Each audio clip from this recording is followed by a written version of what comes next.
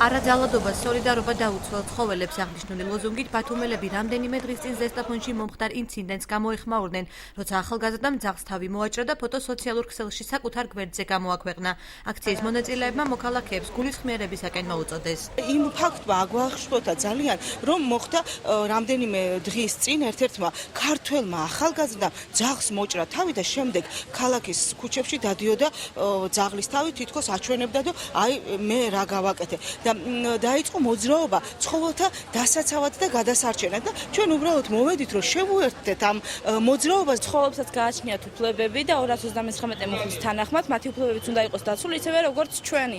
ანუ ისინიც ისეთივე ჩვეულებრივი ცოცხალი არსებები არიან როგორებიც ჩვენ. და ჩვენია საჭიროა და აუცილებელია რომ შეწყდეს მათზე ძალადობა.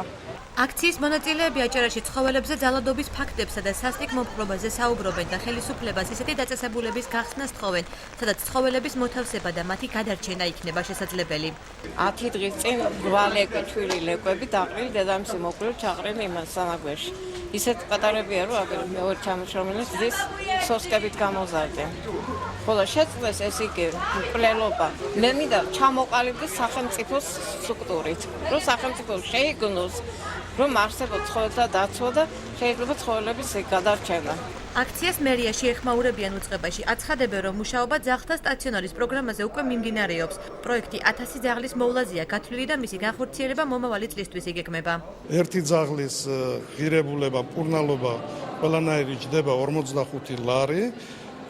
ეს არის სამკურნალო სტაციონარი, ასევე ულიან არის თავშესაფარი ძაღლების და გამოაცხადებ ცოტა ხანში ტენდერს, წლის ბოლოს ტენდერი დამთავრდება და დაიწყება ის საქმიანობა, რომელიც უნდა განვახორციელოთ მომავალი წლიდან. დაახლოებით 1000 ძაღლის მოვლას ვაპირებთ 1 თვის მანძილზე. ბათუმის მერიის წინ აქცია დაახლოებით 2 საათის მანძილზე მიმდინარეობდა ადგილობრივ მომიტინგეებს მოგვიანებით დედაქალაქიდანაც შეუერთდნენ.